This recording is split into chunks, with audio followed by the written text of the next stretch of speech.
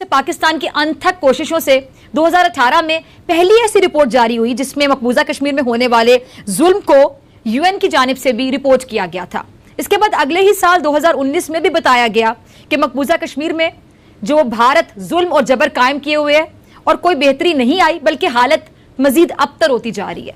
अब जब पाकिस्तान एक बार फिर मेंबर बन गया है तो इस बार क्या अहदाफ हैं और क्या इस काउंसिल की मदद से हम भारत को कश्मीर में जारियत से रोक सकते हैं? भारत का जो सिटीजन अमेंडमेंट एक्ट है इसके खिलाफ भी अगर हम बात करें यूएन ह्यूमन राइट्स काउंसिल में आवाज उठाई गई है और चूंकि जनरल असेंबली की जो अपनी करारदादें हैं उनके मुताबिक मकबूजा कश्मीर एक डिस्प्यूटेड एरिया है, इसमें कोई शक नहीं है। तो क्या आलमी अदालत इंसाफ इस मामले में हम कह सकते हैं कि मुदाखलत करके उन कवानीन को पुरानी हालत में बहाल करवा सकती है? ऐसा हो सकता है? देखें, जो कवानीन हैं वो है सिक्योरिटी काउंसिल की।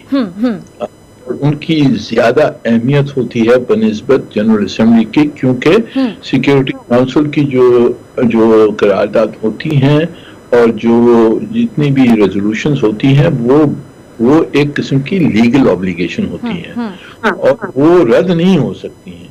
वो रद्द होगी कि जब वो सिक्योरिटी काउंसिल उनको बताए ना तो वो उनकी लेजिटिमेसी रहती है। तो हमारी पोजीशन तो यही है कि सिक्योरिटी काउंसिल की जो रेजोल्यूशंस हैं, जो जितनी भी रेजोल्यूशंस हैं, उन्होंने कहा है कि कश्मीर का मसला प्लेबिसिट के तरीके से हल हो सकता और हल होना चाहिए। प्लेबिसिट उन्होंने प्रिस्क्राइब किया हुआ है। तो हमारी पोजीशन तो वही है, जो 50 साल से 60 साल से वो पोजीशन यही है कि जी सिक्योरिटी काउंसिल की जो करारदाद है उनको इम्प्लीमेंट किया जाए। ठीक है जी, यानी पोजीशन हमारी बड़ी क्लियर है। आपकी बात से मैं कंक्लूड कर सकती हूँ पोजीशन क्लियर है, लेकिन फिर भी इस तरह सीरियस लेवल पर इकदाम क्यों नहीं होते? क्यों सब कुछ देखकर भी रिपोर्ट्स भी वहां पर, आप मेरी बात से एग्री करेंगे मुनीर अकरम साहब, कि सब कुछ देखने के बाद भी दुनिया उस तरह नहीं एक्शन ले पा रही जिस तरह हम एक्सपेक्ट कर रहे हैं, जिस तरह कश्मीरी एक्सपेक्ट कर रहे हैं? जी, आप सही कह रही हैं और उसकी जो वजूहात हैं वो भी हमने समझनी चाहिए। हिंदुस्तान की हिमायत कोई बड़ी ताकतें कर रही हैं अपनी खुद गर्जी की वजह से। उनकी खुद की जो इंटरेस्ट हैं, जो उनके हिंदुस्तान के साथ कुछ स्ट्रेटेजिक अलाइनमेंट्स हैं, उस वजह से हिंदुस्तान को बचा के रखा हुआ है कुछ बड़ी ताकतों ने।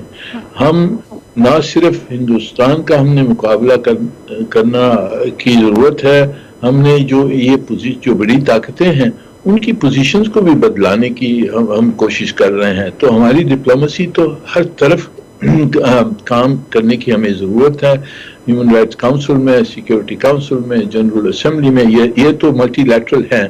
पर हमने जो बड़ी ताकतें हैं उनकी कैपिटल्स में भी हमें उनकी जो पोजीशंस हैं उनको बदलाना होगा। और उसको बदलाने के लिए ये जितनी भी इंफॉर्मेशन आती है, जो मीडिया कहता है, जो ह्यूमन राइट्स काउंसिल और हाई कमिश्नर कहता है, उनकी पोजीशंस पे भी ये जोर आता है और आता है कि आप गलत पोजीशन लिए हैं आपने, आप इसका जिक्र ही नहीं करते हैं।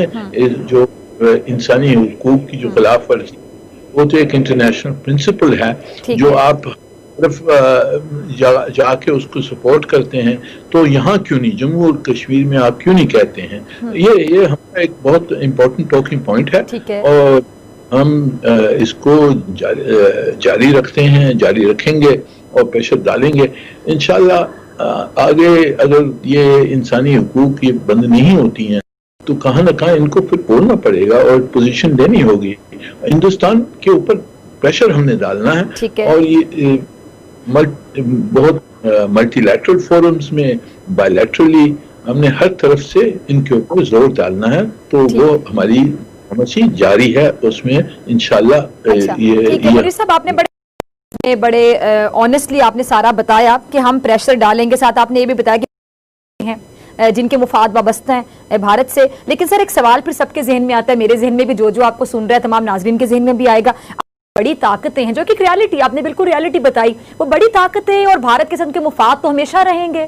हम ये तो नहीं कह सकते वो खत्म हो सकते हैं, और हमें अपनी नीयत पे भी शक नहीं होना चाहिए। प्रेशर वाली ये बात जो करें वो भी हम डालने की पूरी कोशिश करते रहेंगे। तो फिर हमारी उम्मीद या हमारे कॉन्फिडेंस की जो बेसिक चीजें जरा बता दीजिएगा नाजरीन को, क्या ये सिर्फ हम आवाज उठाते रहेंगे, अच्छी नीयत के साथ हम करते रहेंगे, प्रेशराइज करने की कोशिश करते रहेंगे, या कोई हल भी हमें नजर आएगा मुस्तकबिल करीब में? ये देखें, जो कश्मीरियों की जो हुकूक हैं उनको जब तक के हम उठाएंगे नहीं तो वो तो उन पे कोई नजरिया नहीं होगा। हाँ, हाँ, जी। पहली चीज तो ये है कि हमने फैसला किया है, प्राइम मिनिस्टर साहब ने पिछले साल ये फैसला किया, 10-15 साल से हम हैं और हमने जो खिलाफ वर्जी हो रही है हुकूक की उसको रेज करना है और हमने उनके ऊपर प्रेशर डालना, ये तो पहला स्टेप है। ठीक है जी। इसके बाद में जो हमने जो पोजीशन, जो बड़ी ताकतों की जो पोजीशंस हैं उनको बदलाने के लिए हमने उनका जो पब्लिक ओपिनियन है, जो उनके जो पब्लिक मीडिया है, उनके जो लेजिस्लेटर्स हैं, जो हुकूमत के प्रेशर अंदरूनी वो डाल सकते हैं, उसको मोबिलाइज करना है। तो ये हमारा साइमल्टेनियसली ये कैंपेन है कि जी उन पे भी कुछ प्रेशर आए कि भाई आप गलत पोजीशन ले रहे हैं, इंसानी हुकूक की खिलाफ वर्जी हो रही है और आप चुप बैठे हैं, आपने अपने आप को इतनी बड़ी डेमोक्रेसीज और ह्यूमन राइट्स डिफेंडर्स बना के रखा है, तो आप कहाँ हैं इस वक्त? ठीक है।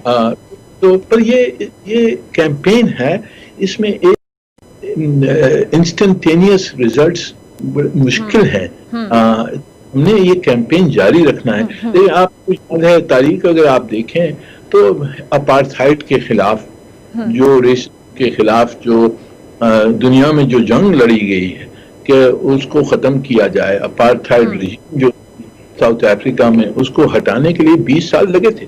बिल्कुल। तो हमने भी ये जारी रखना है। यानी हमने जिस सफर का आगाज किया एक अच्छी नीयत के साथ, हम इसमें बहुत अरसा लग सकता है, लेकिन हम ये कह सकते हैं कि प्रोसेस या प्रोसीजर शुरू हो चुका है।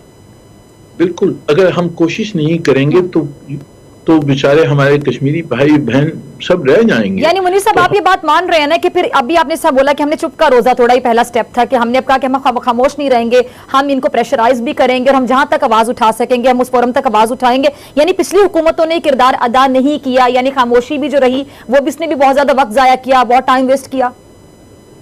जी भाई, यही अफसोस की बात है कि हम कश्मीरी जो अवाम है उन्होंने अपनी जद्दोजहद तो नहीं छोड़ी। अब उनकी जद्दोजहद को दुनिया में सपोर्ट करने वाला तो हम ही है ना। बिल्कुल बिल्कुल। हमारे भाई बहन हैं, वो हमारा हिस्सा है।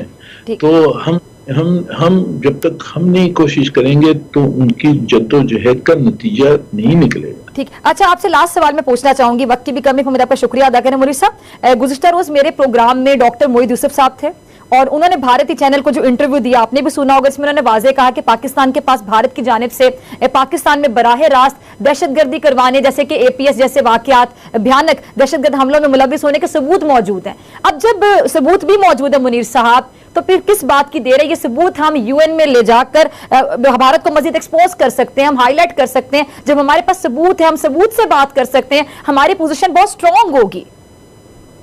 जी, हमने कुछ सबूत तो हमने पेश किया है जी। चार जो उनके 4 टेररिस्ट स्पॉन्सर्स की हमने लिस्टिंग मांगी थी सिक्योरिटी काउंसिल में, और वहाँ उन्होंने कुछ अपने दोस्तों को इस्तेमाल करके ब्लॉक किया है।